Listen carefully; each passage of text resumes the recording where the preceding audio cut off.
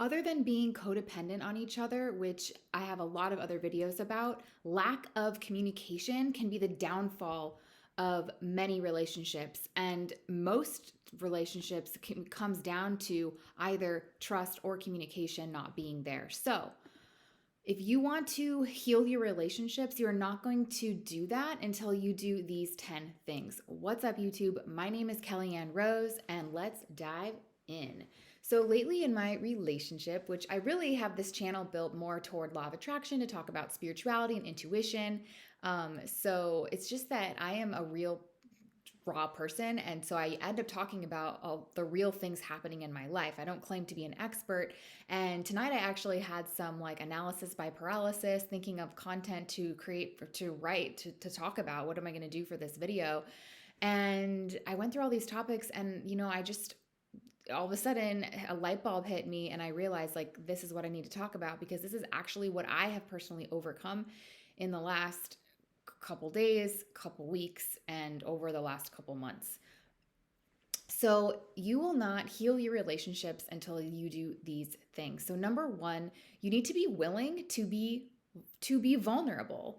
And I love this like circle chart that this emotional healer guy, Bruce or Bruno, I believe his name was, who I met in Copenhagen, Thailand, showed me. And it was this chart, and there was a circle in the middle, and there was three circle in the middle, one here, and in the circle in the middle was essence, the word essence. Here we had vulnerability, and then on the outermost circle it was protection. So number one, you need to be willing to be vulnerable. Don't be, I'll get back to what that chart means. Don't be afraid to show your true self. So you can't show the true essence of who you are in the middle of the circle until you're willing to shed the layers of protection and vulnerability. So essence, vulnerability, then protection. So first you need to stop putting your guard up, put your guard down, and then be vulnerable, and then that's how people can get to the true essence of who you are. So whether that means crying, whether that means, speaking up and having a voice where you're not used to, whatever it means, protection would be yelling back at the person getting defensive. And then once you can break that layer and you no longer have your guard up, then it's time for you to be vulnerable, meaning you have to kind of face your fears. You have to kind of do what you're scared of. If it's scary, it's probably a good thing to express or do or say. And then once you can show that vulnerability, you can't crack the code of your true essence to show who you are until you become vulnerable in whatever way, shape, or form that is. Talking, crying, expressing your needs, asking for what you want. So you first have to break through those barriers to get to the essence of who you actually are. So other than willing to be vulnerable, number two, communicate your needs and ask for what you want. So no one's going to know you best other than you, and no one can read your mind. Actually, we do have some videos on this YouTube channel about like ESP and intuition and how to tap into your intuition, and like the 10th monkey theory, which talks about how monkeys on an island were actually using like subconscious like communication. They started learning behavioral patterns. So while I do believe that psychic abilities exist and humans have access to that, we can't expect our partner to always be psychic, right? Or ever be psychic. We can't make that assumption or have that expectation. So we have to communicate our needs and ask for what we want. So that means number one, speaking the most important thing first and getting your point across. I used to just speak in very like long paragraphs kind of. And people would get so, especially being the youngest of four in my family, like they would have no patience with me, and they're just like, get to the point, Kelly. And so really summing it up in the beginning is important, and learning that communication. And I knew that was important in my life, to learn how to communicate and to be like, to just be able to kind of get to the point quick and just be blunt and straightforward, because it's like, come on, people, it's hard to be patient all the time. So communicate what your needs and ask for what you want. And number one, speak the most important thing first and get your point across. And then number two, if you're met with resistance, don't back down. Find out what communication style resonates with your partner. So this will depend, or the person that you're trying to repair this relationship with. So this will depend on how that person was raised. So, did they play the silent treatment game? Did they talk it out calmly? Do they not talk it out at all and they let their frustrations fester up? Or do they yell and that was the only way that they could get their point across? So unfortunately, if it is yelling, they won't hear you unless you speak firmly back. So speaking loud and bold isn't always a bad thing. It shows emotion and it's good to express emotion, and sometimes that's the only way the other person will actually hear you. So learn how to communicate your needs and ask for what you want in whatever way, shape, or form. The aha moment epiphany that I had actually just yesterday when I was on the phone with my really great friend Glenn, had to seek like some guy advice for my relationship so I could like understand the male mind. He was like, you know what? If there's like yelling going on, then you need to meet, just like in sales, you have to meet people where they're at. So whether, and so you know what? This morning I went to mass and I woke up really frustrated before that. And I was just thinking about like, oh my gosh, my boyfriend had his shoes on the bed last night and like he actually didn't. And just like other things that were frustrating to me, like, oh, I wanted to plan this trip to Tucson, but I was scared to ask to plan it because he's kind of more ADD, God bless him, brain, and doesn't like thinking too much of the future. But actually, I don't give him enough credit. He has all these strengths, and I was holding in what I needed to talk about. So what happened is at mass, I decided, you know what, I'm not gonna like, focus on the little things. I'm just gonna let stuff go. There was one other thing I talked to him about. I forgot right now. It's not top of mind, but I was like, at mass, I'll let it go. I thought of that to myself. And then I get home and I ended up calling him and I said, you know what? Yesterday and the day before, all of these things were like angering me and pent up inside of me. And what Glenn, my friend yesterday, told me to do is just, if there's something on my mind, speak that. So I ended up saying, hey, I know you don't like talking about all these things. I know you don't like planning, but I was frustrated the last 2 days by not talking about these other things. So today I'm going to tell you what's on my mind. And I was afraid because I knew that he would meet me with resistance. Well, when the resistance started coming, instead of backing down and crying or getting like super emotional and just like shutting myself off and like blaming him and pointing the finger back at him, I stood up and I was like, no, like you need to listen to me. And I was just like, put him in his place. And then I spoke logically, because what happens is my logical brain will shut down if I feel like I'm on the defensive. So when I can actually keep expressing myself and meet him at that heated expression, I was actually able to get my point across quicker, get to the point fast. And that was like, he didn't lose his attention like always or get frustrated again or or like impatient with me. I was able to like express myself assertively, and he's like, okay. And then we moved on to the next topic. So I was like, whoa, huge epiphany. Thanks, Glenn. That helped out so much.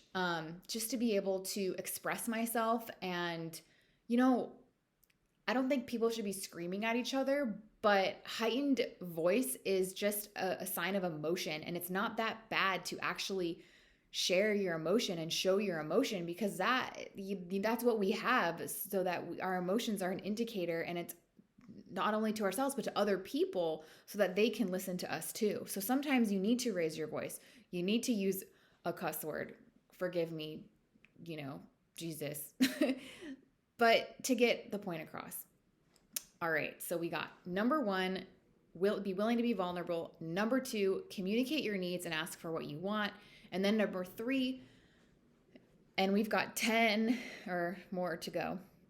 Actually, there's 11 here. Number 3, don't engage in crazy behavior or comments. So if your partner or this other person is like texting things that are just like an attack on you or like an attack on somebody else or just really immature in general. Like just my therapist actually told me, and I'm just so raw and real. I don't hold things back. I talk about that therapy that I have it.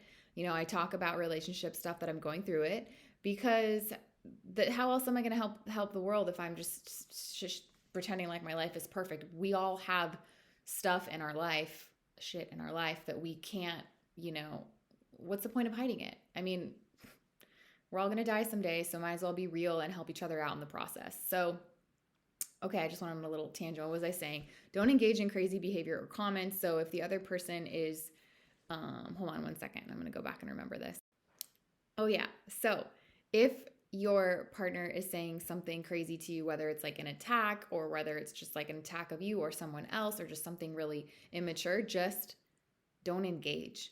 Because I think a lot of the time, like, if we are engaging in that, we're actually thinking that they're talking about us. But if we know that we are not the person, you know, like if there's something saying something completely erroneous, it's a reflection of them, not you, not us. So just ignore it and just reward like the positive things. Like when somebody is saying something that you want to agree with, then reward that. Or like that you like, then reward that. Like that's not to say to ignore someone completely, but just maybe change the topic or just when it's like ridiculous, like there's no reason why you need to engage in that behavior. So don't engage in crazy behavior or comments. And uh, a lot of things are texting these days, which I will go into in a next one of the further bullet points here, about not texting because it's just like really bad in communication and how you can't even. Anyway, so hold on a second. So setting expectations and keeping your boundaries strong is the next one, and it's number 5. So you really just have, you know what? I really just want to talk about texting. Texting is just keep it off texting. It is just use texting as a way to plan when to see when like the other person is available and plan when to see them and use texting for like updates or questions because not like it's just trust me on that one. Like don't have full-on conversations via texting. Pick up the phone. It will save you time and it may even save your whole relationship. All right? So we've got a little bit of a don't engage in crazy behavior or comments and just keep it off texting, especially if they're saying something crazy to you that like it doesn't resonate with you at all. Like just know that that's a reflection of the other person. It's not a reflection of you. And by actually responding to that, you are like agreeing that they're talking about you. Or like if you're getting defensive, you're actually taking ownership by being defensive. You're not even going to be defensive over something that's ridiculous because you just know that it's like beyond you, right? And you're kind of like above it. So if someone's saying something ridiculous to you, like there's no sense, like just ignore it. Like there's no sense in replying back to something that just doesn't even make sense, you know? All right, so keep it off texting. And then number 5, set expectations and keep your boundaries strong. So, don't engage if they say something crazy, and then just know, like, just focus on what makes your passions, what makes you happy, and then don't keep engaging in anything else. And state your needs. You know, when you're available, when you'd like to be seen, when you're available to get together. Just keep it very simple. And also setting expectations, which really giving ourselves what we need and being the example of how we want to live is the best way to set expectations instead of like expecting someone else that you can't even give to yourself yet. That doesn't make sense. All right, number 6, don't talk to people or agree to do things when you are not, or your partner, when you are not ready, preoccupied, or emotionally unavailable. So like if I'm working and my partner's messaging me or like somebody's calling me and I literally don't have the time to talk to them, I'm not going to answer the phone. Or if I have a minute, I can just answer the phone and say, hey, I just have a minute and like, can I call you back later?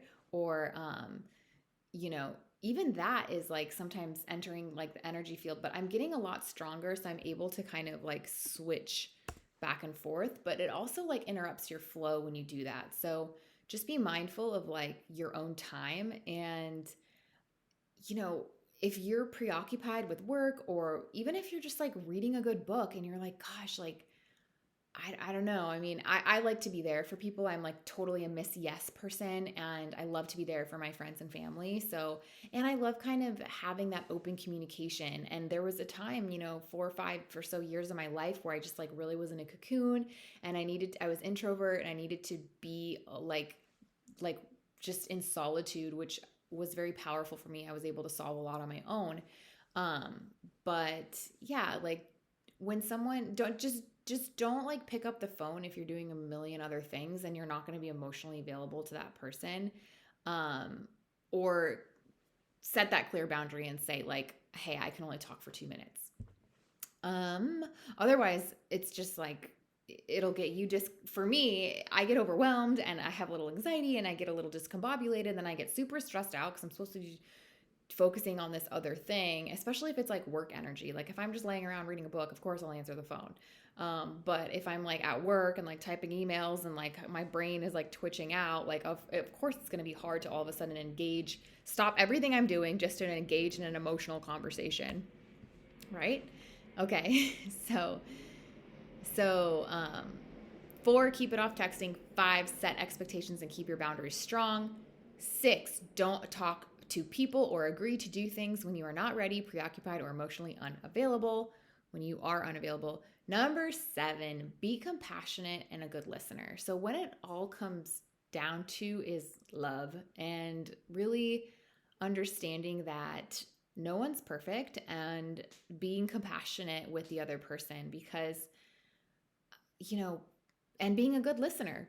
I mean, really, when I was younger, there was a lot of people that would talk and not listen to what I had to say. So it actually, in turn, made me a very strong listener. I'm pretty much coming out of that phase where it was really hard for me to listen very well to other people because I had this creative brain that would keep interrupting myself with my own thoughts. So sometimes it's really nice to like take notes when people are talking to me, or like watch playbacks of videos if in work meetings or something. Um, but just try to be a good listener, because active listening is a really hard thing, and I'm still working on it. I have not perfected that by any means whatsoever. But being a good listener is important. The other person feels like you care about them, and not always interrupting them, but try to just remember what you're going to say before you respond, before you interrupt them with your own question or something, and be actively engaged and ask how their day was, kind of feel into their emotions, because we're human beings at the end of the day. We're not freaking robots. So we need to kind of learn, um, we need to be able to rely on other people. And it's actually really healthy to have people in your life that you can talk to, that you can rely on, having friends. It's not like, you're codependent, or it's not a bad thing. If you need to talk to people, you got to talk to them. Um, and that's a very healthy thing, to have a support system in your life. Um, and I can say that I'm very thankful, because I've come a really long way, and have a lot of, I'm just, some days I feel like I'm so alone and have no one to talk to. And then I realize that, like, I'm not a burden on other people. Like, I'm a blessing. I'm a light. Like, people love talking to me and having me in their life. And even if I have to, like, vent for an hour or, like, not vent, but just, like, be me. I mean, I think God has blessed me with people in my life to listen to me, because he knows that if I can making through these hard times, that I'll come out stronger, and I'll give my gifts back and be of service to other people. So never feel like you're too much or you're a heavy burden. And if you can't get that fulfillment out of your relationship with like your partner, get it from friends. Like, establish friendships with other people and relationships with like under other family members so that you can be fulfilled and get your needs met socially if your significant other isn't there and they're not your whole life, you know? You have to have like it's I really encourage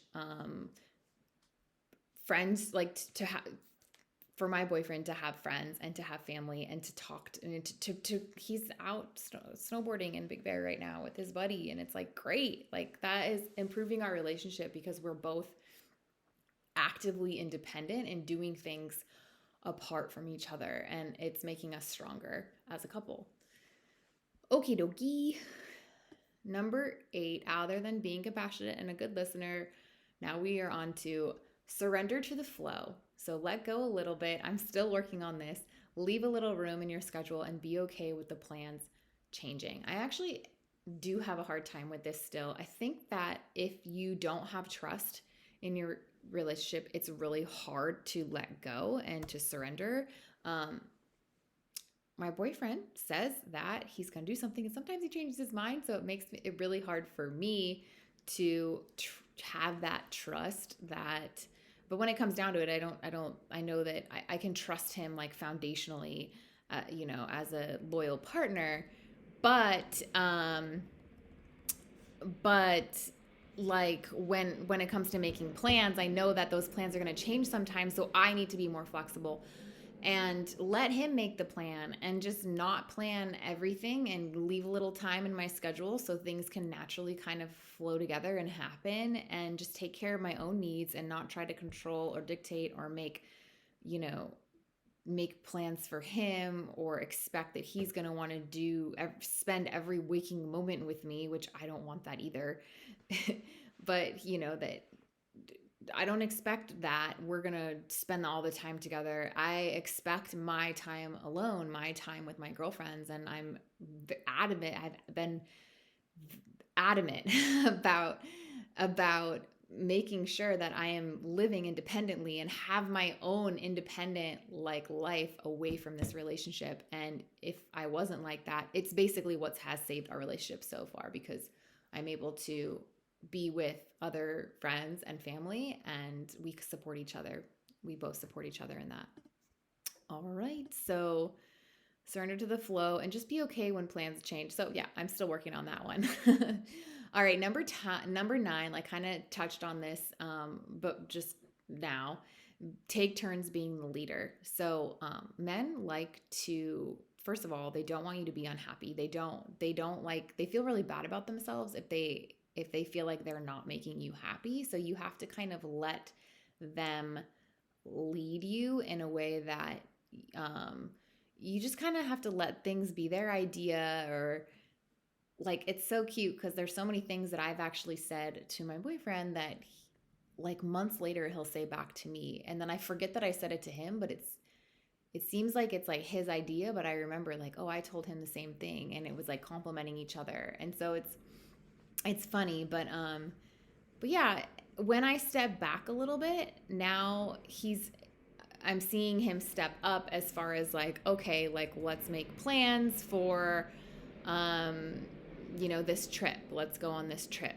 And I'm like, great, like what a surprise. I'd love to go on this trip, you know?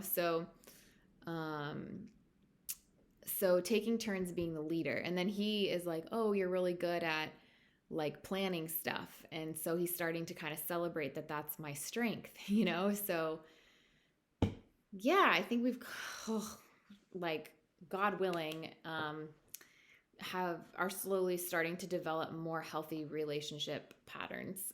And it's really important to kind of let your man lead. You don't want to be like wear the pants all the time, because guys they like they like using, you know, using their masculine traits. They like taking the leadership role. And so for me, it's about communication, because I do have a full-time schedule. And then in the evenings, weekdays, I still have other things that I'd like to accomplish. So it's really just pouring that self-love into yourself, and then really feeling that love so that you can manifest a man that's actually really going to love you and want to please you, but then being stern on knowing what makes you happy without him, and keeping on with your passions and focusing on those and making yourself happy and focusing on yourself, so that the more you do that, like I thought that I was like focusing on myself, but I wasn't until really I started this YouTube channel and started therapy. I would like, I don't know, after a year or so, I was like, gosh, like I was trying a year and a half, I was like trying to find a therapist, and I just kind of kept giving up on the process. And now that I like have committed to this YouTube channel, I've committed to having a therapist, like, things have kind of turned around a little bit because I'm not accepting the same things that I used to accept. And I'm trying to not internalize everything. Like everything isn't my fault. And I need to just really appreciate him and stuff like that. So kind of, so take turns being the leader. And then number 10, be willing to forgive and forgive fast. You don't want to hold on to that pent up tension, or have resentment inside your body, because what's going to happen is you're just going to like want to you're just gonna like just nonsense, just start expressing yourselves in ways that like isn't even necessary. It's like just, or communicate bad things or be mean, so just let things go. If you're feeling something, get it off your chest, tell them how you feel. Don't hold on to grudges. If that person is really meant for you, then, and you are strong enough with yourself that you can speak your mind, then they will hear you out. And don't back down. Speak your mind. Sometimes you have to be really strong. Like if it's kind of like if you're two very strong people, you can't be like a wuss. You got to both communicate with strength. And then number 11, as always, pray for guidance. We can't do anything without God, in my very, loud and proud opinion. I can't tell you how much better I feel with like going to mass this morning with Jesus in my life, with praying every day, praying every morning, asking for that protection, asking for that guidance. And I even read something today that said that there are studies that show that prayer actually lowers heart rate. And what was it? I'll end on this because it's a great note to end on. Miss Mary, I sent it to my friend Mary. Okay, the benefits of prayer. When neuroscientist Andrew Newberg, doctor and co-author of How Enlightenment Changes Your Brain, asked nuns to pray while being monitored by a brain scanner, he noticed that changes taking place were similar to those of seasoned meditators. So if you pray regularly, you're likely already repeating benefits of meditation, including less anxiety and a sharpened sense of focus and calm. Likewise, people who meditate enjoy the science-backed advantages of prayer, such as decreased blood pressure and enhanced immune response. So praying can decrease blood pressure, not heart rate, and which is kind of go hand in hand, and enhanced immune response. So enhance your immune system. Okay. Well, you can tell that I am not the most medically savvy person. I am still learning here, but that is all for that. So prayer actually helps, my goodness, decrease blood pressure. Who knew? So keep prayer in your life. If it helps you as much as it helps me, I don't know if it will, but just keep the faith. And that is my last tip and number 11 for you. So quick review, you're not healing your relationships until you, number 1, are willing to be vulnerable. Number 2, communicate your needs and ask for what you want. 3, don't engage in crazy behavior or comments. Ignore it. Be compassionate. Keep off texting. Just text like when you're going to meet up, and kind of just leave like real conversations for being in person or phone calls. 5, set expectations and keep your boundaries strong. Don't talk to people, number 6, or agree to do things when you're not ready, preoccupied, or emotionally unavailable. 7, be compassionate and a good listener. 8, surrender to the flow. Leave a little room in your schedule and be okay with the plans changing. 9, take turns being the leader. 10, be willing to forgive and forgive fast. Don't hold on to grudges. And number 11, as always, pray for guidance. So I hope this video was helpful for you. I'm new to YouTube. Please subscribe to my channel. Like this video. I would appreciate any comments. And yeah, subscribe, and I'll see you on the next video. Thanks for your support, and I hope this helped you. Namaste. Have a great week. Ciao.